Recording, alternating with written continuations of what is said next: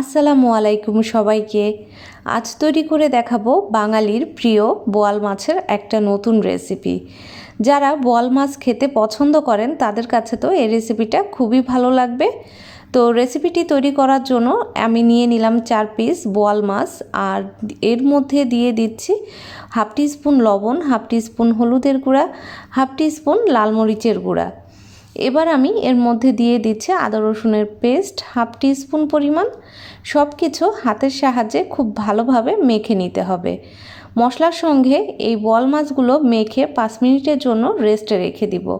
এতে করে মাছের ভেতরে খুব ভালোভাবে মশলাগুলো ঢুকে যাবে। তো মাছটা 5 মিনিটের জন্য রেস্টে রেখে দিলাম। এবার আমি একটা ফ্রাই প্যানে দিয়ে দিচ্ছি পর্যাপ্ত পরিমাণ সরিষার তেল। তেলটা গরম হয়ে আসলে একে একে মাছগুলো দিয়ে দিতে হবে। মাছটা কিন্তু আমি অনেক বেশি কড়া করে ভাজবো না। এক পাশ একটু কালার হয়ে গেলেই মাছগুলো উল্টিয়ে দেব। দুই পাশ আমি এভাবেই ভেজে নেব। হালকা করে কালার চলে আসলেই কিন্তু মাছগুলো আমি প্যান থেকে তুলে নেব। তো মাছগুলো ভাজা হয়ে গেছে, আমি এবার প্যান থেকে তুলে নিচ্ছি। আর এই তেলের মধ্যে আমি দিয়ে দিব পেঁয়াজ কুচি। এখানে আমি 1 কাপ পরিমাণ পেঁয়াজ কুচি দিয়ে দিচ্ছি। পেঁয়াজটা ভালোভাবে ভেজে নিতে হবে। পেঁয়াজটা যতক্ষণ পর্যন্ত সফট না হয় ততক্ষণ পর্যন্ত কিন্তু পেঁয়াজটা ভেজে নিতে হবে। এ পর্যায়ে চুলাটা মাঝারি হাই হিটে আছে। মাঝারি হাই হিটে রেখেই কিন্তু আমি আজকের রান্নাটা করব। তো পেঁয়াজটা ভাজা হয়ে গেলে এর মধ্যে আমি দিয়ে দিচ্ছি হাফ কাপ পরিমাণ পানি। এর মধ্যে দিয়ে দিলাম 1 টিস্পুন রসুনের পেস্ট, হাফ টিস্পুন আদার পেস্ট, হাফ টিস্পুন জিরার পেস্ট, লবণ দিয়ে দিচ্ছি 1 টিস্পুন, হলুদের গুঁড়া দিয়ে দিচ্ছি হাফ টিস্পুন, লাল মরিচের গুঁড়া হাফ টিস্পুন পরিমাণ।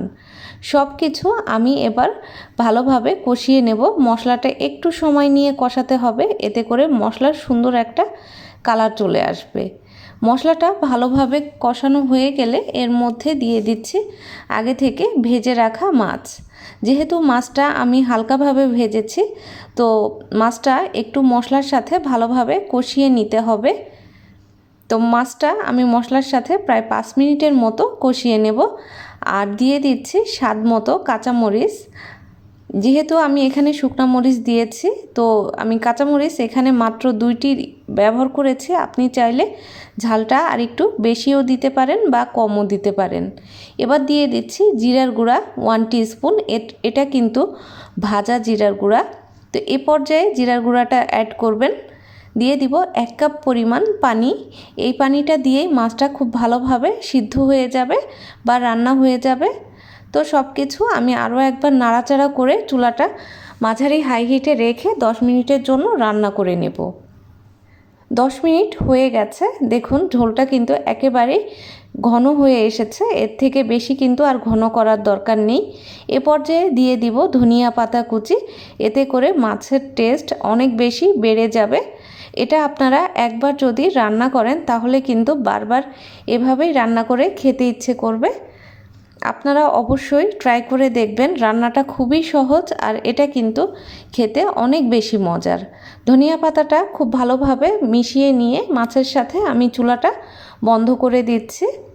তো দেখুন আমি মাছটা সার্ভ করে নিয়েছি। আশা করব আমার আজকের রেসিপি ভালো লেগেছে। আল্লাহ হাফেজ।